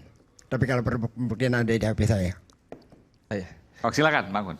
Baik, jadi saya nggak tahu mengenai KTP Bapak bisa masuk di kami, tapi yang jelas tidak ada unsur kesengajaan dari kami. Kemudian yang perlu dilihat bahwa memang saat itu jumlah yang dimasukkan kuantitasnya jumlahnya sangat besar. Total berapa? 677.000. Oke, baik. Dan waktunya yang diberikan itu sempit sekali, hanya 3 hari ya. Jadi jumlah orang-orang yang memasukkan jumlahnya sangat besar, para LO, kemudian juga para relawan dari berbagai sumber data juga bekerja pagi, siang, malam ya. Jadi memang benar-benar kami tidak ada unsur kesengajaan terhadap hal itu. Yes. Oke, kita berikan tepuk tangan untuk Bang Kun Wardana. Oke? Makasih, saya tidak ingin memperpanjang, walaupun saya tidak puas. Tapi ngeri pertanyaannya nih Bang Ges nih luar biasa. Ini saya harus sampaikan ya. Jadi apapun yang di sini pertanyaan ini fair. Semuanya bertanya tanpa diberikan kisi-kisi terlebih dahulu, termasuk juga para calon wakil gubernur. Ya, kan yang di depan kita calon wakil gubernur kita. Jadi kalau kita tidak kritisi dari sekarang, mengapain gitu loh. Luar biasa. Oke, kita berikan tepuk tangan dulu, Bang Ges. Karena kan kita akan memberikan amanah kepada mereka kan. Amanah itu kan harus dipertanggungjawabkan. Ya, silakan. Ke Pak Sus, saya mencatat dengan tinta tebal pernyataan Anda 2, saya garis bawahi. Atas permintaan Presiden terpilih, maka Ridwan Kamil ke Jakarta. Itu pernyataan Anda kan? Lalu ada syarat wakilnya harus dari PKS. Betul? Betul Pak Ges. Itu semakin mengkonfirmasi aja. Pertanyaan saya dijawab pendek aja pertama. Bagaimana Anda melihat demokratisasi di dalam konteks Pilkada Jakarta? Demokrasi dalam konteks Pilkada Jakarta. Proses pencalonannya. Ya, yang jelas bahwa proses pencalonan kan ada persyaratan-persyaratan yang harus dipenuhi kan. Ya, sebetulnya kan seperti PKS ini sejak awal ini ingin mendukung Pak Anies. Kami hanya saja PKS hanya dapat 18 kursi di Jakarta. Padahal syarat untuk bisa mencalonkan adalah 22 kursi. Pertanyaan saya demokrasinya. Ya, tentu saja namanya demokrasi. Ya, pada dasarnya tentu saja tadi bahwa aturan-aturannya pada akhirnya kan demokrasi kan suara terbanyak kan Pak. Ya. Itu kan intinya begitu. Nah, sedang prosesnya itu ya tentu ada yang kadang-kadang mungkin secara publik bisa diterima, bisa tidak diterima. Kan begitu. Nah, intinya adalah dalam konteks Jakarta ini bahwa aturannya sudah mengikat bahwa sebelum ada MK ya. Sebelum ada MK. Tapi kan kemudian MK keluar kan. Yang pada akhirnya memberikan kesempatan. Jadi bicara sebelum keluar MK, aturannya adalah 22 kursi. Tetapi setelah MK membacakan keputusannya tanggal 20 Agustus, artinya memberi kesempatan yang di bawah 20% bisa mencalonkan diri. Kan begitu Pak? Ya. Maksud Bung Ges gitu, kan bukan yang lalu, maksudnya ke depan kan? Nah, sebentar, saya mau ke lalu baru ke depan. Karena ini soal rekam jejak. Secara demokrasi, Anda melihat 12 partai mencalonkan Anda di tanggal 19 Agustus. 19, betul Pak Ges. Apakah itu demokratis? Apakah itu beradab? Ya, yang jelas apakah itu demokratis, apakah itu beradab? Bentar Bung Ges, nanti kita akan bicara. Karena dengan cara seperti itu tidak ada calon lain yang bisa tampil kecuali yang kotak kosong atau independen. Mematikan dari partai. Bung Rano tidak akan tampil di sini. Kalau tanggal 19 Agustus itu tidak ada perubahan dengan MK. Baik. Dan itu sudah lebih dulu. Jadi secara adab, secara demokratis itu bagaimana? Ya, kembali. Jawab ya. Ya. Jadi kembali kepada tadi ya aturan yang berlaku itu. Bahwa PKS pada dasarnya kan sebetulnya juga menginginkan bisa mencalonkan. Tetapi kan kembali. Ya, pertanyaannya itu secara adab, beradab tidak? Oke, cukup Bung Ges, cukup. Nanti kita akan berikan kesempatan. Setelah itu Bung Ges nanti ke Bang Dul. Silakan. Jangan potong dulu Bung Ges ya. Ya, sekali lagi bahwa tentu saja bahwa untuk bisa mencalonkan itu tadi, karena ini kembali kepada demokrasi yang sudah kita sepakati bersama, bahwa aturan-aturan yang sudah diputuskan itulah yang berlaku. Pada dasarnya kan begitu. Artinya kita kan sudah menyepakati demokrasi. Nah, karena demokrasi itu adalah suara terbanyak dan aturannya seperti itu, ya kita mengikuti itu. Kalau saja, terus terang aja ya, MK kan memutuskan tanggal 1. Kalau saja waktu itu MK tidak memutuskan tanggal 20, barangkali PKS tidak ada berada di KIM. Karena waktu itu kita sudah komit akan mengusung aman, Anies Baswedan, Sohibul Iman. Ya, tetapi kan kemudian supaya nggak makin panjang kebohongannya. Cukup, saya pikir cukup. Sebentar.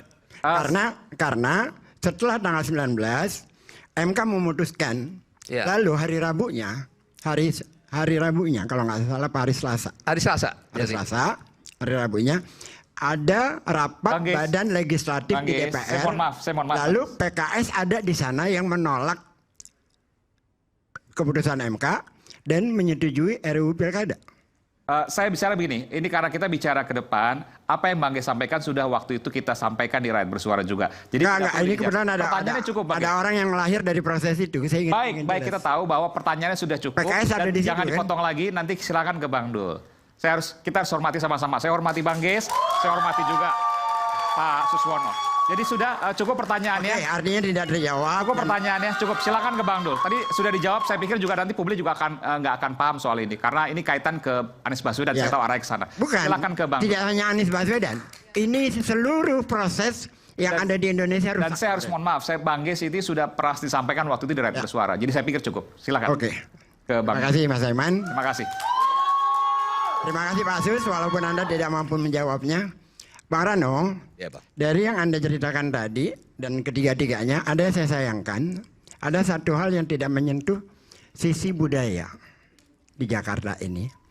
Saya teringat di bulan Juni 2022, bersama teman-teman, saya kebetulan ketua umumnya, ketua umum Sepenis, saya mengajak anak OSIS di Jakarta, OSIS saya sama 7 juga, membuat lomba konten kreasi destinasi wisata di Jakarta. Itu diikuti oleh 4.000 murid, siswa-siswa SMP, SMA, Jabodetabek. Dan hasilnya itu sangat amat mengagumkan. Sangat amat mengagumkan. Jadi mereka membuat video pendek, membuat foto dan segala macam.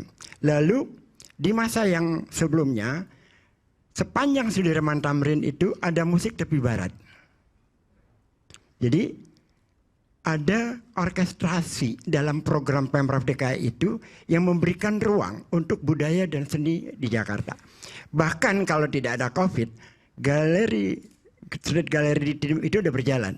Jadi trotoar di Tim itu, dan saya tidak juga setuju dengan kritiknya Bang Rano, karena trotoar di Tim itu penting, besar itu, karena itu akan menjadi street galeri titiknya itu, sebelum menuju Tim. Jadi bagaimana Anda seorang insan film melihat fenomena yang Jakarta sudah sedemikian rupa dibuat kemarin-kemarin ya. Apakah itu juga akan memberikan ruang yang semacam itu ke depannya?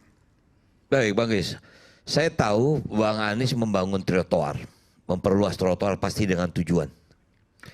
Saya melewati Jalan Tamrin dengan trotoar yang luas, saya bernapas panjang.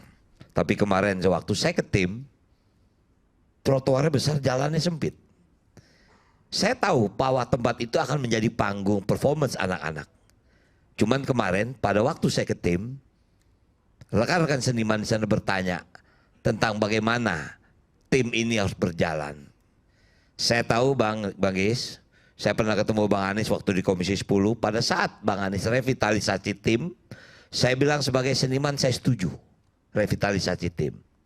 Cuman memang pada waktu itu Pemda DKI memberikan hak pengelolaan selama 28 tahun kepada Jakpro. Ini nggak ketemu Bang. Nggak ketemu. Jakpro tentu dia bicara investasi 1,7 triliun yang harus dikembalikan. Sementara ke seni tidak bisa menghitung kalkulasi. Itu yang nggak ketemu. Nah makanya kemarin saya ke tim. Ini bicara tentang kebudayaan. Saya berharap tim itu menjadi ruh kesenian Jakarta. Apapun masyarakatnya. Ini tinggal ketemu antara pengelolaan dengan para seniman ini. Kemarin saya ketemu dengan ada Mbak Ratna Riantiarnono. Bayangin Mbak harus nyewa ruangan untuk 4 hari 250 juta. Akibatnya kita jual tiket mahal. Penontonnya cuma 40. Ini kan nggak ketemu Bang Gis. Saya paham Bang Anies membuat sesuatu pasti punya tujuan. Cuman memang berhenti karena ada pandemi yang kemudian kita nggak tahu akan menjadi apa. Itulah makanya saya berharap saya membaca visi misi Bang Anies yang kemarin beliau rilis. Itu barangkali itu harus kita lanjutkan. Sekarang pada kenyataannya Bang Anies tidak ikut dalam perjalanan ini. Tinggal Bang Anies mau serahkan kepada siapa visi misinya. Mau ke 1 silakan, mau ke 2 silakan, mau ke 3 alhamdulillah. Tentu saya tidak mendeklar saya adalah seorang budayawan. Tapi saya ada di situ Bang. Makanya saya minta dengan Mas Pramas, saya ingin bangun balai rakyat. Saya ingat waktu dulu saya kecil, saya besar di balai rakyat. Tempat berkumpul anak-anak, berkesenian, berolahraga, berbudaya, PKK bisa di situ, kepemudaan bisa di situ, BLK bisa di situ. Karena kebetulan saya di Tebet sebelah rumah saya balai rakyat waktu itu Bang Gis. Sekarang balai rakyat sudah banyak yang rubuh. Nggak ada ruang buat anak-anak tadi berkreasi. Jadi mungkin itu yang bisa saya jawab dari pertanyaan Bang. Terima kasih Bang. Baik, tapi sebelum saya mau nanya nih, kira-kira kalau menurut Bang Gis, Mas Anies ke 1, 2 atau ke 3? Kenapa? Mas Anies ke 1, 2 atau 3? Jangan tanya Anies lah, yang hadir di sini Gheza Khalifah. Tapi kan pendukung Anies Baswedan bisa merasakan batin. Saya tidak mewakili Anies. Kira-kira kalau mau jawab bisa kan? Yang pasti saya tidak akan mencalon, saya pribadi. Tidak akan mendukung dari hasil operasi jahat. Saya tidak akan memilih. Ya. Baik, kita berikan tepuk tangan sekali lagi untuk Bung Gheza Khalifah, salah satu panelis kita. Tajam sekali apa yang disampaikan. Tapi saya senang sini kenapa? Karena para calon wakil gubernur ini tidak ada satupun yang meminta pertanyaan dan semuanya diserahkan kepada kami. Jadi kita apresiasi betul bahwa mereka, para calon wakil gubernur ini sangat menjunjung tinggi demokrasi dan saya meyakini itu dari ketiganya. Jadi semua tidak ada rekayasa, semua mengalir begitu saja termasuk pertanyaan-pertanyaan tajam Bung Gis. Kami pun tidak menanyakan sebelumnya, Pak Prof. Effendi Ghazali termasuk juga Prof. Ikrar. Tidak ada yang ditanyakan, tidak ada yang kami tanyakan, semuanya mengalir begitu saja. Dan inilah sesungguhnya demokrasi itu di rakyat bersuara, harusnya kita jaga. Tapi saya ingin minum dulu supaya lebih tenang sehabis menyimak pertanyaan Bung Gheza Khalifah. Kita akan kembali sesaat lagi.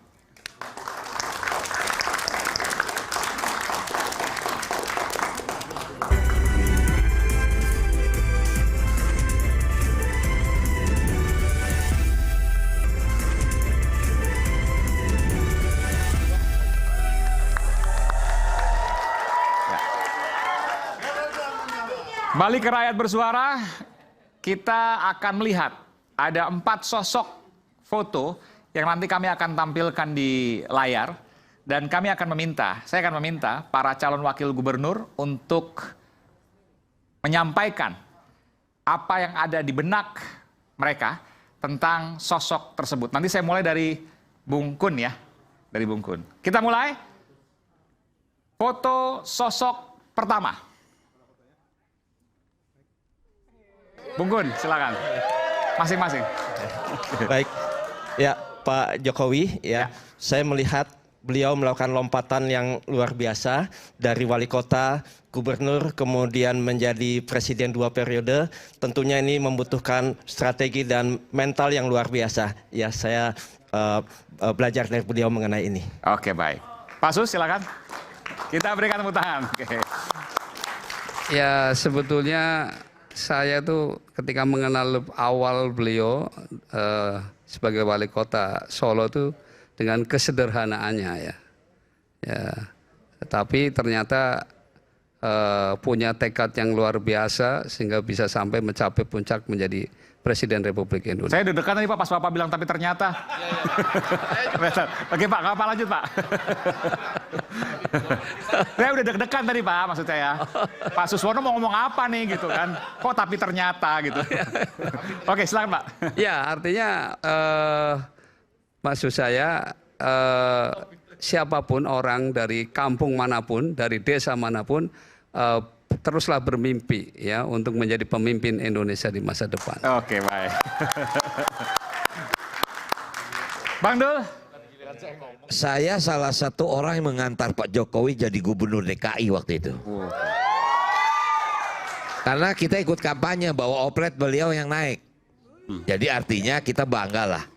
Sebelum beliau menjadi presiden, beliau pernah menjadi gubernur di Jakarta.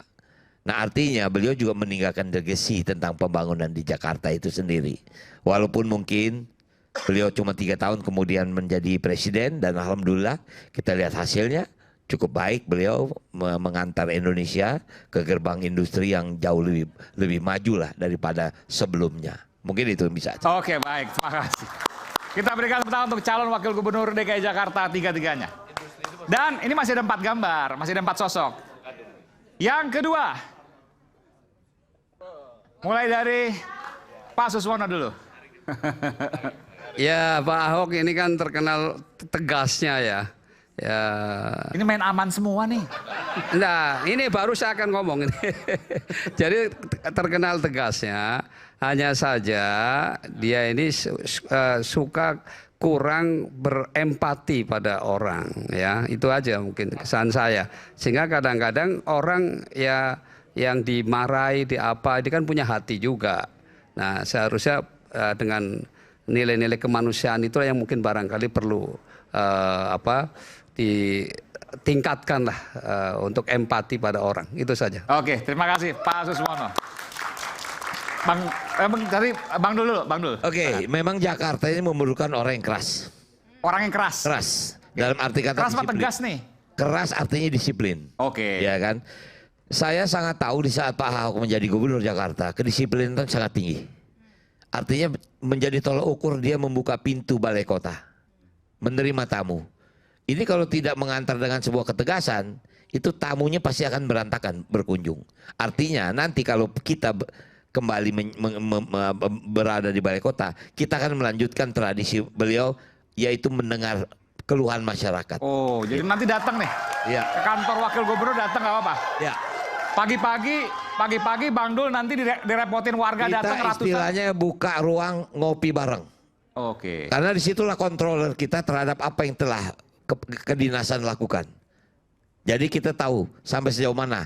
Tapi kalau misalnya ada yang ngeyel dimarahin nggak? Oh itu resiko. Bukan, maksudnya Bang Dul marahin. Ya marah orang banyak cara kan. Okay. Artinya mungkin kita tegur karena memang tegur sekali, tegur 2 kali, tegur 3 kali masih nggak ngerti juga dia. Nggak ngerti ya suruh pulang. Oke. Panggil keamanan. Iyalah. Oke. Baik, silakan. Oke, beliau memiliki keterbukaan dan juga beliau memiliki hal menerima masukan dari para warga, ya. Dan ini nanti kita akan juga lakukan, ya, bagaimana masukan para warga ini juga bisa mewarnai kebijakan dan program kami. Dan dengan program digital itu 2742 RW kita akan lakukan komunikasi terus karena Jakarta bisa berhasil dengan dukungan bersama. Demikian. Cocok. Tagline-nya aman. Karena yang diomongin aman semua. Main aman maksudnya. Oke. Oke, kita lanjutkan sosok berikutnya. Ya, siapa yang mau duluan? Oh, Bang Dul luar biasa. Oke, langsung duluan. Tidak bisa dipungkiri beliau. Kenapa Bang Dul? Siapa yang mau duluan? Langsung Bang Dul ngambil. Kenapa? Karena terakhir saya mendampingi beliau. Saya terakhir mendampingi beliau di DPP. 2 jam saya ngobrol dengan di beliau. DPP PDI Perjuangan. Waktu Dipikir itu. bakal jadi calonnya waktu itu. Iya, saya Ini pikir. terus terang nih nggak apa, ini boleh, ini belum pernah diomong loh. Nggak apa-apa karena memang itu yang terdengar di kami. Ya. Ada 2 hasil survei kan, yang paling tinggi Bang Anies, yang kedua adalah Ahok. Itu realita survei kami. Nah artinya sekarang kita bisa lihat bagaimana Bang Anies masih tinggi di Jakarta karena dia memang meninggalkan karya yang luar biasa, ya kan, dan karya beliau yang luar biasa dan harus dilanjutkan karya itu. Karena itulah kita mengunjungi para mantan gubernur agar kita paham, kita tahu apa yang pernah dilakukan dan apa yang belum selesai dilakukan.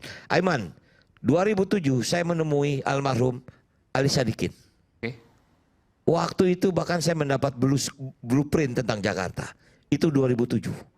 Dan saya di masih rumahnya nih? Di rumah di Jalan Borobudur. Iya, Borobudur. Sebelum beliau meninggal. Iya. Nah jadi artinya begitulah kami bersosialisasi, bersilaturahmi dengan para pemimpin yang pasti punya visi. Dan terbukti Bang Anies masih menyerahkan visinya. Artinya itu harus kita tangkap. Sebentar, Mas Anies masih menyerahkan visinya? Beliau kan kemarin rilis tentang visi misi. Oke. Itu kan bagian yang harus kita tangkap. Ruhnya kemana pembangunan beliau? Karena nggak bisa Jakarta ini harus berkelanjutan. Tidak ada sesuatu yang baru kecuali era digital. Jadi visi misi Anies semuanya diserap oleh Bang Dul? Bukan diserap semua. Kita lihat misalnya JIS jadi selesai. Tapi problem transportasinya belum selesai. Kita harus tahu apa permasalahan pada waktu itu. Kampung Bayam, insya Allah selesai. Mas Pramono sudah ke sana. Kita sudah kontrak politik. Insya Allah kalau memang kita diberi kesempatan memimpin, kita akan selesaikan masalah Kampung Bayam. Misal seperti itu. Oke. Kita berikan langsung. Wah ini nggak usah ditunjuk langsung. Iya. Kalau Mas Anies langsung semuanya, oke. Baik. Jadi yang langsung dalam pikiran kami adalah keberpihakan kepada rakyat kecil. Beliau ini luar biasa dan juga memiliki inovasi yang berorientasi pada kesejahteraan warga. Ini juga luar biasa dan kita akan melanjutkan kebijakan itu. Itu yang menjadi komitmen kami. Oke, kita berikan tepuk tangan. Pak Sus, silakan. Ya, kami bersama Pak Anies tentu cukup panjang dan cukup dalam ya ikatan dengan beliau. Dan kita tahu persis bagaimana kepemimpinan beliau dalam mengambil keputusan. Pertama tentu aspek keadilan, itu yang didahulukan. Yang kedua adalah kepentingan orang banyak. Yang ketiga objektif dengan pendekatan sains. Dan yang keempat baru peraturan. Jadi justru peraturan itu terakhir. Ya, tetapi aspek keadilan itulah yang utama. Makanya kenapa PKS sebetulnya ingin supaya beliau jadi gubernur lagi. Tetapi kembali kepada karena persyaratan yang tidak memenuhi, ya pada akhirnya ya terpaksa PKS tentu harus tetap eksis ya untuk bagaimana ikut kontribusi di Jakarta. Dan alhamdulillah ternyata ya wakil gubernurnya dari Jakarta, tentu kami akan meneruskan apa yang dulu kita kerjakan bersama dengan Mas Anies. Oh jadi Pak, kalau Pak Sus menang nanti, iya, program-program Mas Anies akan diteruskan? Oh ya tentu saja, karena dulu kan menyusun juga bersama, ya kan, waktu itu bersama PKS. Makasih. Baik, kita berikan tepuk tangan. Masih ada satu lagi, masih ada satu lagi. Masih ada satu lagi. Ya, siapa yang mau duluan? Persija.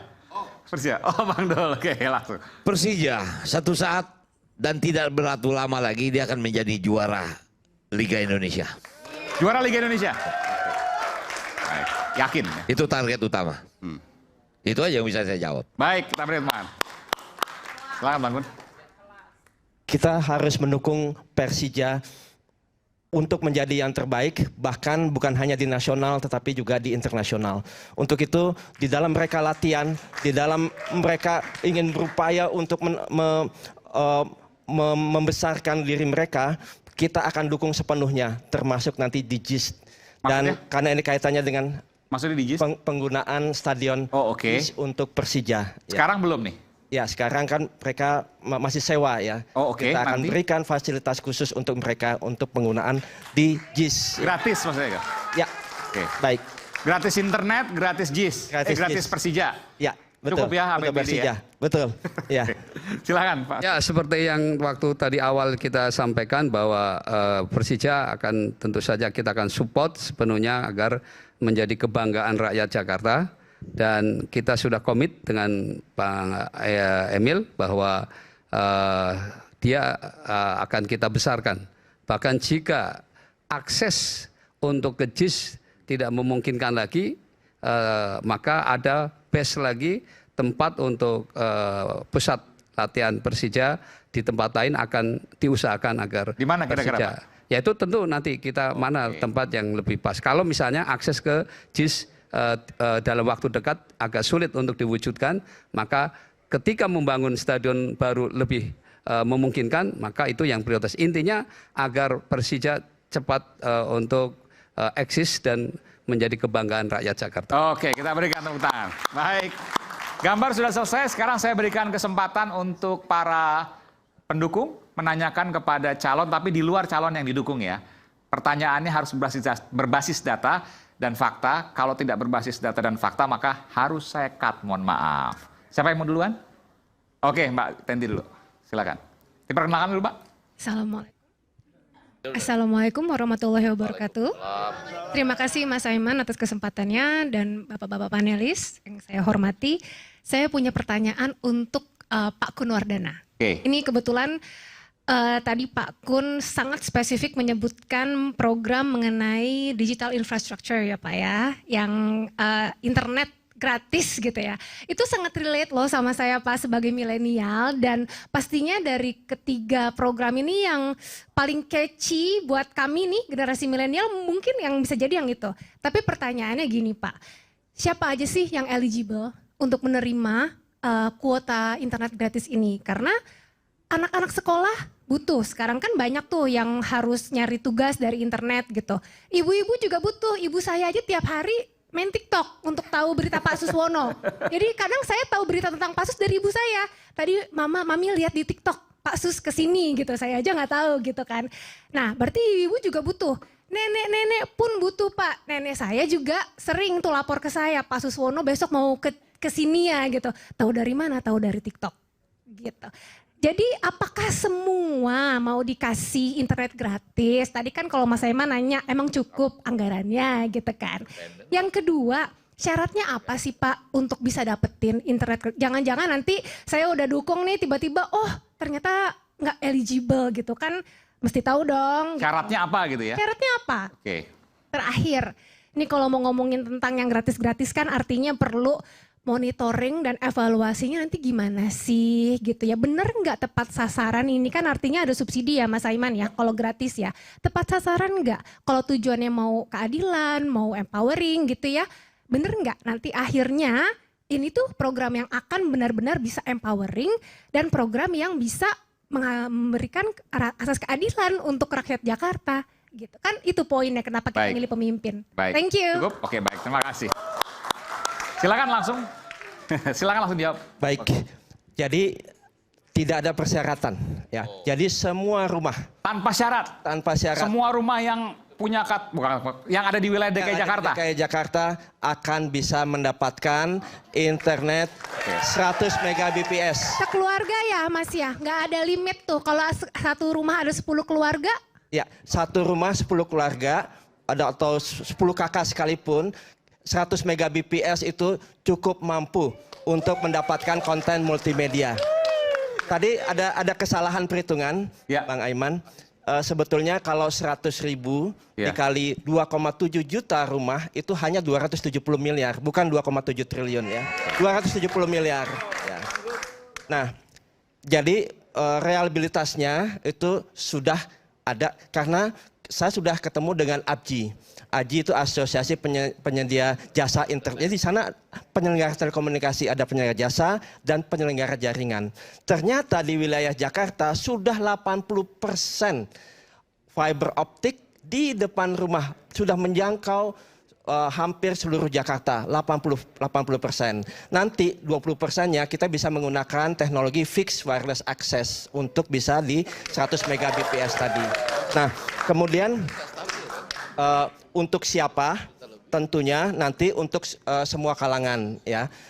Nanti kita akan buat super apps, jadi aplikasi mulai dari kesehatan, pendidikan, keuangan, logistik dan lain-lain. Termasuk UMKM ya, kita akan bantu dengan aplikasi yang kita buat, dan kita juga akan berikan hosting gratis. Jadi keberadaan mereka secara online untuk pemula itu bisa dilakukan. Mereka bisa punya domain sendiri. Domain sendiri dan bisa tampil selama 2 tahun untuk KTP Jakarta. Gratis, oke. Dan ini ya. Tapi ngerti nggak nanti kalau nggak ada pendidikannya mereka nggak ngerti bikin domain gimana? Kita buat yang namanya akademia.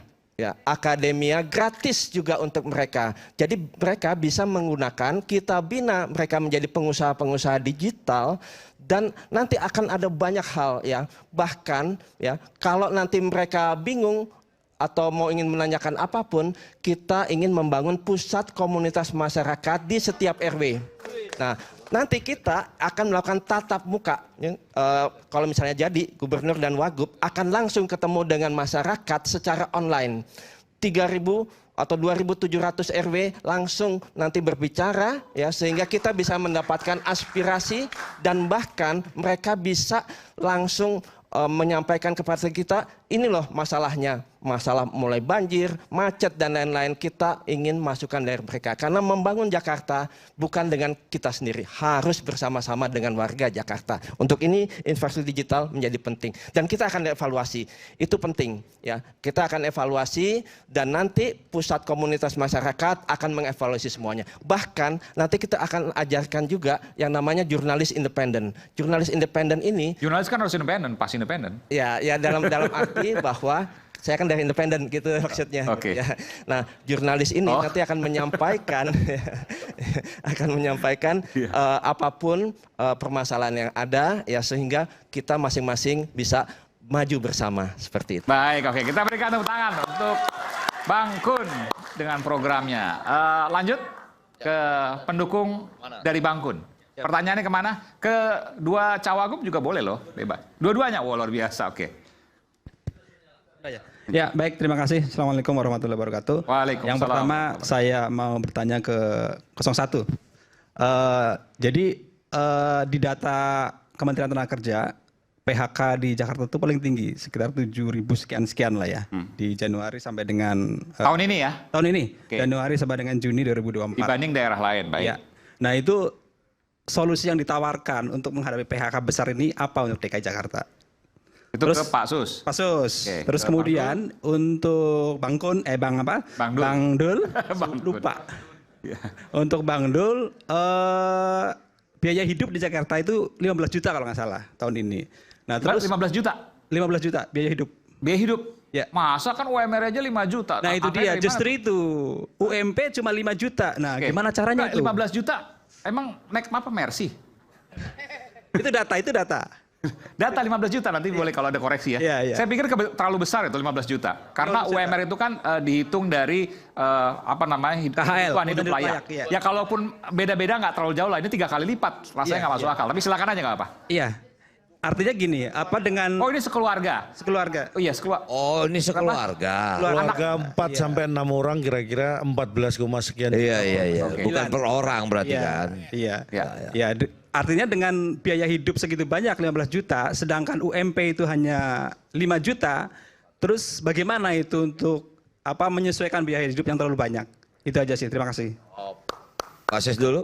Silakan Pak Sus. Baik, terima kasih, pertanyaan yang bagus ya. Jadi pertama dengan program yang desentralisasi tadi RW yang 200 juta itu nanti bentuk implementasinya dengan lapangan kerja yaitu dengan padat karya. Ya, itu artinya dari situ saja pasti nanti orang-orang di RW tersebut yang memang tidak bekerja dia bisa dilibatkan dalam realisasi dari proyek-proyek yang sudah diputuskan di tingkat RW. Tetapi yang lebih besar lagi adalah tentu Jakarta ke depan adalah menjadi kota global ya. Nah, tentu saja maka kita perlu peningkatan iklim investasi. Nah, inilah yang kita akan buka nanti di sana untuk menuju kota bisnis berskala global. Nah, kalau investasi masuk, pasti di sana juga nanti akan berbanding lurus dengan lapangan kerja tercipta, ya, itu satu. Nah, kemudian juga pengembangan pariwisata, ya, karena sebagai kota global, ya, tentu tidak lagi ke industri, tetapi lebih kepada bagaimana pariwisata ditingkatkan di Jakarta ini seperti kota-kota besar di tujuan wisata ya. Kita harapkan mudah-mudahan 6 juta ya paling tidak wisatawan bisa datang ke Jakarta.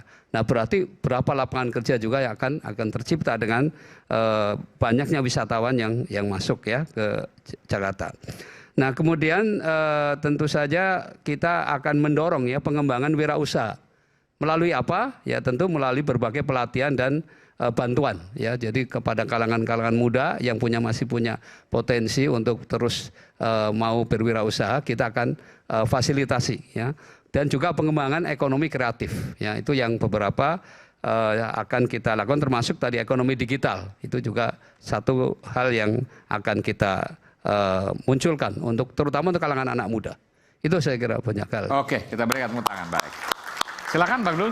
Iya, memang kalau ukurannya 15 juta 6 orang, barangkali kita hitung cuma 1,5 juta.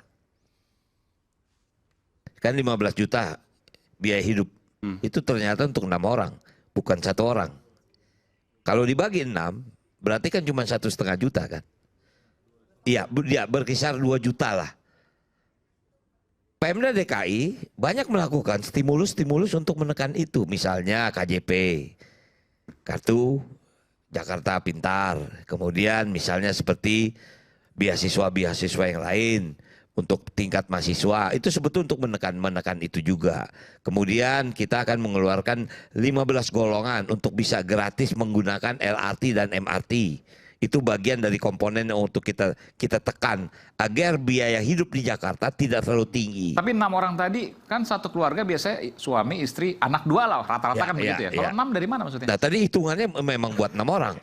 BPS, BPS. Makanya tadi saya agak terkejut. Jadi bukan kalau 1 orang 15 juta gajinya nggak lebih dari 5 juta dari mana kan? Betul. Berarti Rata-rata kan 5 juta. Komponen ini makanya tadi Mas Kun juga bilang, Bang, itu hitungan per keluarga. Oh, kalau per keluarga iya. Barangkali 14 sekian ya. Per keluarga. Per keluarga. Itu data BPS. 15 juta per keluarga. Iya. Yang anggotanya 6 orang. Kira-kira sebegitu dihitung. Iya, Nah, jadi kalau dihitung komponen itu kan cuma 2 juta kan. Nah, artinya Pemda DKI bisa untuk mengejar kekurangan itu dengan berbagai macam stimulus-stimulus. Mungkin itu yang bisa saya jawab. Jadi hidup sejahtera karena ada insentif-insentif buat warga. Betul, betul. Oke, baik kita berikan tepuk tangan untuk Bang Dul. Last but not least dari pendukung nomor urut 3. Ya. Oh, calon dong. Oke. Ya, calon dong, terima kasih. Mungkin saya ingin mengingatkan sedikit tadi. Mau kuis juga tadi? Enggak dong, bukan kuisnya. Nanti program lain itu. Tadi disebutkan ternyata setelah dihitung 270 miliar. Itu kan per bulan. Nah kalau kita ngomong APBD kan per tahun. Jadi jatuhnya juga hampir 3 triliun juga. Jadi benar 0,27 tadi kan harusnya kan. Tapi itu bukan pertanyaan saya. Saya saya bicara begini. Mas Pram Bang Dul. Ke Pak Susono ya, Pak Sus ya. Karena saya menghormati beliau. Mas Pram Bang Dul punya program utama, 1 Jakarta Belajar, 1 Jakarta Bergerak. Jakarta Bergerak sudah disebutkan tadi sama Bang Dul bahwa akan ada usaha untuk memberikan transportasi MRT, LRT termasuk Transjakarta gratis. Disebutkan untuk sekitar 15 golongan yang membutuhkan itu ya. Itu Jakarta Bergerak. Kemudian Jakarta Belajar. Oh, MRT, LRT dan bus Transjakarta BRT gratis nanti? Ya. Untuk bagi 15 golongan yang untuk Pram prioritas. Dan Rano. Punya pasangan. program itu Jakarta Bergerak. Kemudian Jakarta Belajar tentang 12 tahun wajib belajar ini karena terinspirasi oleh Mas Kun juga mungkin ya. 12 tahun sampai SMA. Luar biasa. Jadi gratis untuk sekolah bukan hanya negeri tapi juga swasta. Ya kan? Itu namanya. Bentar, swasta bakal gratis? Ya. Sekali lagi itu memang mengikuti itu yang membutuhkan ya. Oke. Tidak semua otomatis swasta yang elit mungkin bisa menjadi bukan target itu ya. Nah, Pak Sus pertanyaannya, dengan program Jakarta Bergerak, Jakarta Belajar, kalau Bapak tidak setuju, apa alasannya? Dan kalau Bapak setuju, apa alasannya? Itu aja. Terima kasih. Bangun nggak? Bang Gun nanti kalau ingin menjawab nggak apa-apa karena sebenarnya pertanyaan untuk umum, tapi kalau menjawab mungkin waktu ya. Mohon maaf, mungkin kita bikin pertanyaan lain di acara berikutnya. Pak Asih, Cak. Silakan. Jadi begini ya, ini Jakarta ini Pak Cak Lontong ya, bahwa ini kota terstres di dunia nomor 9. Ya, jadi hal-hal apa yang kira-kira akan bisa membahagiakan rakyat Jakarta pasti kami setuju dan sangat dukung. Ya, jadi itu programnya cukup bagus dan tentu kalau kami terpilih, kami yang merealisasikan insya Allah. Ya, jadi nggak usah khawatir, Pak. Terima kasih. Mau tambahkan? Ya, kami setuju, bahkan sangat setuju. Ya, tapi nanti kami akan lebih melengkapi lagi program tadi. Ya, jadi untuk transportasi misalnya. First mile-nya ya dari rumah sampai ke tempat misalnya Transjakarta, dan dari Transjakarta sampai ke rumah kita akan buat aplikasi. Kita akan buat super app, salah satunya transportasi itu, dan kita akan berdayakan ojol. Ya, jadi ojol ya nanti di dalam aplikasi ini ya kita akan memberikan betul-betul peri kemanusiaan kepada ojol. Ya, mulai tadi tidak ada potongan ya buat mereka yang saat ini hampir 30% ya. Kemudian kita berikan jaminan sosial dan lain-lain untuk kesejahteraan para ojol. Dan yang kemudian yang berikutnya mengenai negeri dan swasta tadi kita juga sangat setuju. Dan saat ini bukan saja tadi kesetaraan untuk teman-teman yang ingin sekolah ya, tapi kita juga buka bagaimana mereka ini bisa cepat bekerja ya bagi yang sudah saatnya untuk bekerja. Nah, bagaimana ya tentunya pelatihan ya. Jadi bukan hanya pendidikan di situ, tetapi juga pelatihan dan pendidikan juga bagi yang mau dan mampu ya. Misalnya mereka 6 tahun SD ya, kalau dia bisa 5 tahun kenapa tidak? Begitu juga SMP dan SMA. Kalau dia mau bisa 2 tahun, SMA 2 tahun, kenapa tidak? Bahkan di sini subsidi. Bentar. Ya. Itu kalau gitu Jakarta jadi merdeka karena nggak ikut Indonesia nanti. Indonesia beda 6 tahun.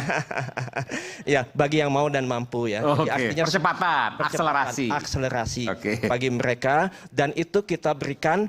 Tadi kalau kita subsidi ya, otomatis 3 tahun kita bisa menguntungkan juga buat Pemda DKI, dan alokasi itu bisa diperuntukkan untuk yang lain. Nah, kembali ya, pendidikan dan pelatihan ini kan kalau kalangan-kalangan milenial, Gen Z ya.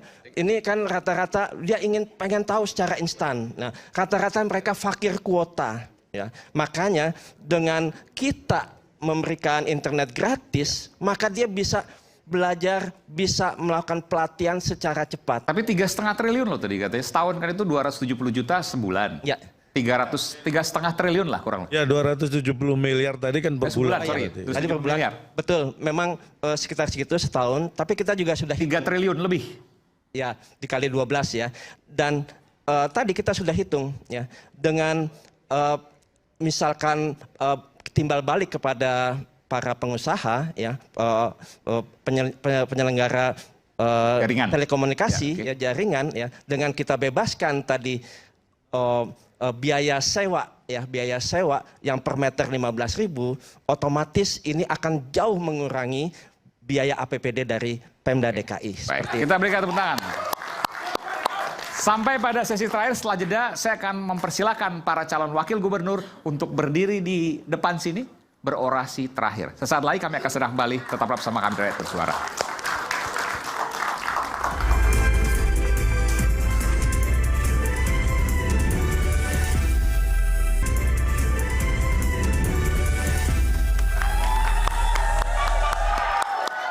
Sampai pada sesi terakhir di Rakyat Bersuara, spesial calon wakil gubernur DKI Jakarta eksklusif pertama kali adu gagasan di layar televisi. Saya akan mempersilahkan nanti pada calon wakil gubernur DKI Jakarta untuk maju di sini menyampaikan orasi atau closing statement terakhir. Tapi sebelumnya Saya janjian tadi sama Prof. Effendi Ghazali untuk menanyakan sesuatu. Tapi singkat aja ya Bang. Ya ini silakan. Sudah sepakat juga tadi. Jadi kami semua nanti warga DKI Jakarta akan memilih bapak-bapak gubernur dan wakil gubernur untuk duduk di posisi bapak-bapak sebagai gubernur dan wakil gubernur gitu ya. Jadi kami mau mohon nih 1 Oktober nih tetap duduk saja. Kalau berdiri berarti nggak sepakat. Jadi tetap duduk aja, yaitu bahwa selama 5 tahun akan tetap berada di posisi itu, gubernur dan wakil gubernur, dan tidak pindah. Kalau misalnya dipanggil jadi menteri atau wakil menteri, sehingga nanti posisi itu digantikan oleh orang yang tidak kami pilih, yang tidak kami bayangkan. Kalau setuju tetap duduk di sini, tapi kalau nggak setuju ya berdiri. Artinya nanti akan pergi meninggalkan kami. Tapi orasi kan berdiri, orasi nanti berdiri. Oh enggak, orasi nanti berdiri. Ini cuma untuk pertanyaan ini saja. Apakah setuju berarti tetap duduk karena kami memilih bapak-bapak untuk tetap duduk di posisi itu selama 5 tahun. Gitu ya. Jawabannya nanti sekalian pada saat penyampaian closing statement. Terima kasih. Oke. Saya berikan kesempatan pada Bang Dul Rano Karno. Rano Karno Sidul, silakan. Encang-encingnya babe. Encang-encingnya babe, ini ngejawab pertanyaan profesor sahabat saya ini. Katanya Dul lu gak kemana-mana kan, si Dul gak bakal kemana-mana. 5 tahun dia akan jadi wakil gubernur, nggak akan pergi. Abis itu jadi gubernur. Itu udah 5 tahun selanjutnya. Soalnya kan Benyamin bilang sekali-kali lu jadi gubernur. Nah, jadi singkat kata warga Jakarta, marilah kita isi pilkada sekarang ini. Karena ini pilkada yang sangat penting buat Jakarta. 2024-2029, setelah itu 5 tahun nggak ada pilkada lagi. Inilah momennya kita membangun Jakarta. Sekali lagi, saat Jakarta pergi, ibu kotanya pergi, Jakarta menjadi daerah khusus Jakarta, harus kita isi untuk kepentingan masyarakat Jakarta itu sendiri. Sekali lagi, kami mohon doa dukungan agar Pramono Anung dan Rano Karno bisa memimpin Jakarta yang kita cintai. Assalamualaikum warahmatullahi wabarakatuh. Waalaikumsalam warahmatullahi wabarakatuh.